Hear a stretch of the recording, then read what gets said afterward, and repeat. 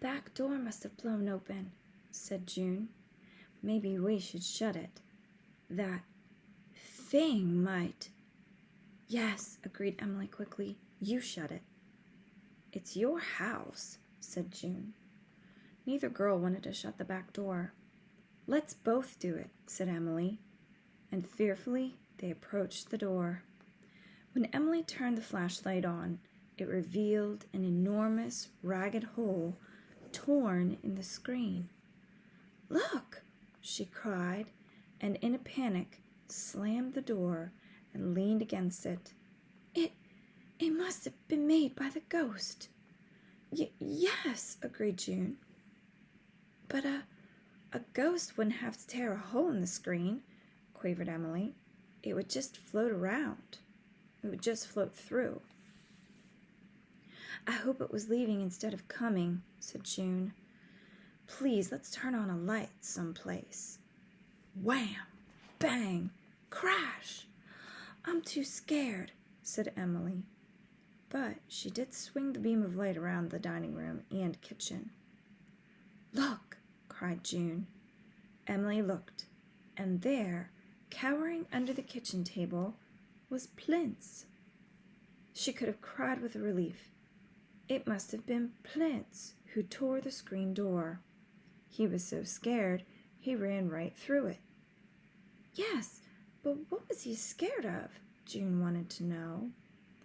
The dog flattened himself on the floor and crawled, whimpering toward Emily, who stooped to pat him. Plince licked her hand gratefully, and Emily felt almost as grateful to be touching a real live, honest-to-goodness dog. But Mama, where was Mama? Could she have gone outdoors on a night like this?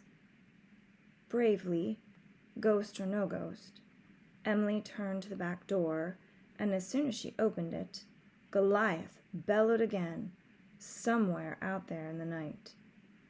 It was terrible when something as big and mean-looking as Goliath was scared. Emily turned her flashlight into the night. The wind and the rain seemed to snatch the feeble beam and twist it into a nightmare shape against the lashing horse chestnut tree. But Emily caught a glimpse of a ghostly figure, a figure with a pitchfork in its hand. "June!" she screamed, dropping the flashlight. "It is a ghost with a pitchfork." Maybe they had a ghostly pioneer ancestor after all. June clung to Emily. "Is it coming to get us?" she asked, terrified. Wham! Bang! Crash! The ghost yelled, "You get out of here!" The ghost's voice, no, Daddy's voice, tossed and twisted by the wind, reached the terrified girls. Emily felt weak with relief. Whatever it was going to be all right. Daddy was home from band practice. And if Daddy was home, Mama, wherever she was safe. They were all safe. Wham! Bang! Crash! Once more lightning, like a terrible swift sword, split the sky and illuminated the whole scene. The ghost was Daddy. Daddy in his white nightshirt. Pitchfork in hand, he was facing Goliath the Bull, who had Mama's copper-wash boiler caught on his horns. Wham! Bang! Crash! Emily understood the sound now. It was Goliath banging the wash boiler against the fence, trying to get it off his horns. There was no longer anything frightening about the sound. "It's just Goliath," she said. "He must have got out somehow." Cold as they were, the girls huddled in the doorway, hoping for another bolt of lightning to show them what was going on. They could tell that Daddy was getting the bull back to the barn, because the racket gradually moved off through the barnyard. The girls returned to the kitchen, where they stood rubbing their arms to get warm. Soon Emily climbed on a kitchen chair to turn on the light. How different the world seemed by the light of one bulb. Ghostly shapes became tables and a chair. Plince dozed with his nose on his paws, just as if he was allowed in the house. To Emily's surprise, the hands on the alarm clock on the shelf pointed to 1 o'clock. 1 o'clock? In the morning? Never had she been up so late, not even when she got to go with Mama and Daddy to the doings at the Masonic Hall last winter. "Just think, June," she said. "We have been up all night, because it's morning now. I think it still counts as night until about 5 o'clock. By the light of electricity, June had become her old sturdy self again. Besides, we must have gone to sleep. I'm sure I didn't sleep a wink, said Emily, who wanted to believe she had been up all night. I was listening for ghosts.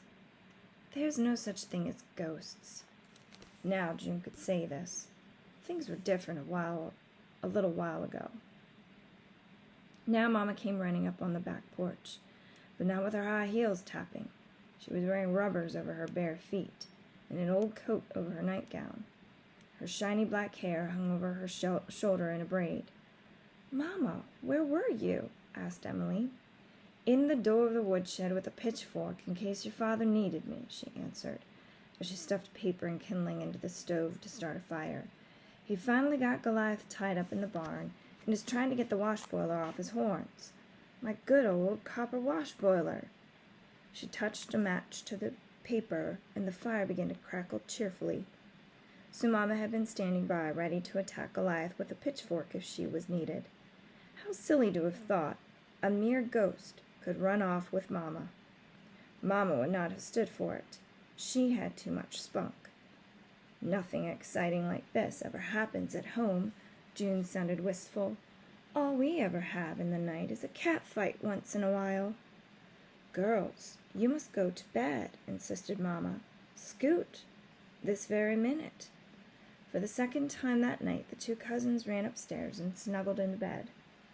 Emily felt warm and cozy now that she knew Daddy was home.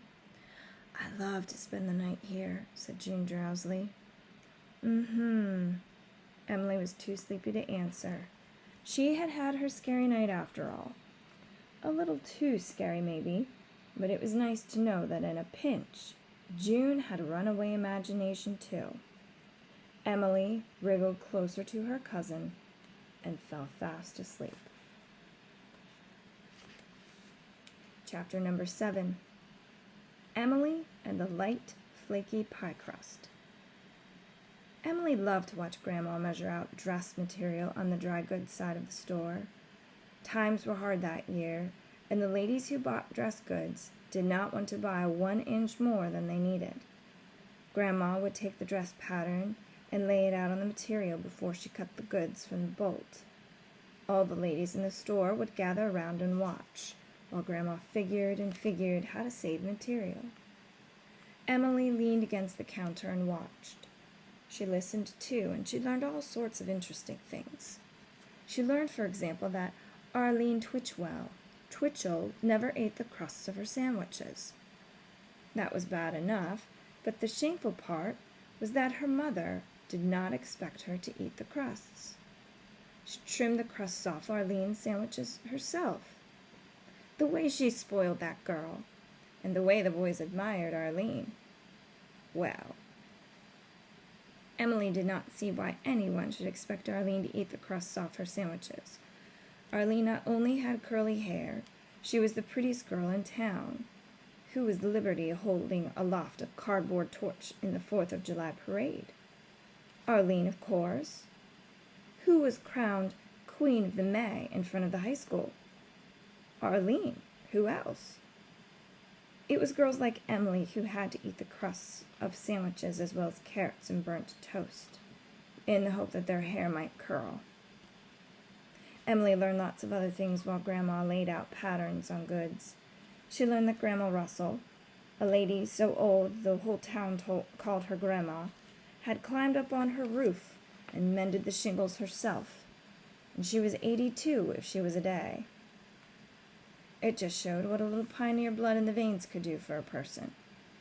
Once, Emily ducked under the counter because Fong Kwok came into the store, and while she was there among the paper bags, she heard one of the ladies telling someone that the secret of the lightest, flakiest pie crust you ever saw was adding a generous pinch of baking powder to the dough.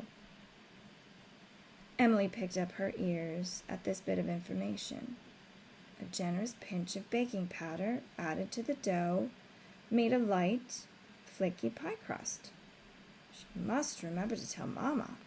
When Mama baked a pie, she always apologized. I don't know what the trouble is, but my pie crust isn't as light as it should be. Daddy always answered, Tastes good to me. Emily did not like pie crust, so she usually ate the filling and left the crust. No one ever said eating pie crust made hair curly. Emily forgot about the cooking secret she had in her possession until one Sunday morning at breakfast, when Mama suddenly exclaimed, My land! This is the day of the potluck dinner at the church. I've been so busy it completely slipped my mind. What are we going to take? Asked Emily. Mama dropped into a chair to think a minute. She was dog-tired from all the work that summer. Finally she said, Emily, I'm afraid we can't stay for the dinner after the church service. There isn't time to kill and fry some chickens, and there isn't a thing in the house I can take. Miss the potluck dinner at the church? Emily was dreadfully disappointed. That meant she would have to go to Sunday school and then come home, while all the other boys and girls stayed for church and the dinner. Isn't there anything we can take? She pleaded. Remember, Mama, you said you would remind the minister to say something about more donations for the library. Daddy, who had eaten a big bowl of oatmeal with thick cream and a plate of bacon and eggs and fried potatoes, said, We always have plenty of milk and eggs. What about custard pies? I don't have time to make pies before church, answered Mama. Emily could not bear missing that potluck dinner, especially when the library might be announced from the pulpit. Mama, could I make custard pies? She asked. If I skipped Sunday school and went to church instead, there would be time. Please, Mama. Mama smiled at Emily. Perhaps you could. At least you could help me. Come on, let's go to work. While Mama cleared the kitchen table, Emily got out the breadboard, the rolling pin, and the pie pans. Daddy put another stick of wood in the stove so the fire would not die down. Emily took a big bowl from the pantry shelf. Tell me what to put in, she called to Mama in the kitchen. 2½ cups of flour, directed Mama. Some salt, not quite a teaspoonful. Let's see, some lard? You'd better let me measure that. Mama came into the pantry and deftly measured the lard out of the lard bucket. Now, Emily, take 2 knives and slash through the flour and lard until it's as fine as cornmeal. Emily started to slash. She was about to mention her secret for a light flaky pie crust, but then she decided no. She would surprise Mama. She would surprise the whole congregation with her pie crust. People who chose her pie for dessert would take one bite and say, What light, flaky pie crust! I wonder who baked it. Then Emily would smile modestly, and Mama would say, Emily baked it. And all the ladies would ask her for the secret of her light, flaky crust. Quickly, Emily added a generous pinch of baking powder, and then, not certain how big a generous pinch should be, added another generous pinch to make sure. Then she slashed, and according to Mama's directions, added water. Just a little bit. There are 2 secrets to making a good pie crust, said Mama. Use very little water and handle the dough lightly. Emily smiled to herself because she knew a 3rd secret. She dumped out the dough on the breadboard. Looked more like a pile of crumbs than pie crust. When she rolled, she got flat crumbs instead of pie crust. She rolled a little harder. Lightly, Emily, said Mama, lightly. It was no use. The crumbs would not become crust. Mama came and took the rolling pin from Emily. She scooped the crumbs into a pile, gave them a gentle squeeze, and patted and rolled them out. Pie crust. Now let me, pleaded Emily. This part was fun. She draped the crust over the pie, tins and slash, trimmed off the ragged edges. Then she tucked under the edges and pressed her thumb around the edge to make neat scallops, just the way Mama did. Preparing the filling was much easier, and soon Emily had her pie shells filled with liquid custard the color of buttercups. Mama tested the oven by holding her hand inside a moment before she set the pies to bake. While Emily and Mama dressed for church, the kitchen was filled with the sweet fragrance of custard. Emily could just see her pies among the others on one of the tables in the church basement, golden, yellow, and freckled with nutmeg. "Emily, I think it is time to test the pies," said Mama. "Insert a knife, and if it comes out clean, they are done." How good the pies smelled! Emily was filled with anticipation as she found a clean knife. Carefully, she opened the oven door and peeked inside. She could not believe what she saw. Her beautiful buttercup-colored pies. Whatever could have happened to them? "Mama!" shrieked Emily. "Come here, quick!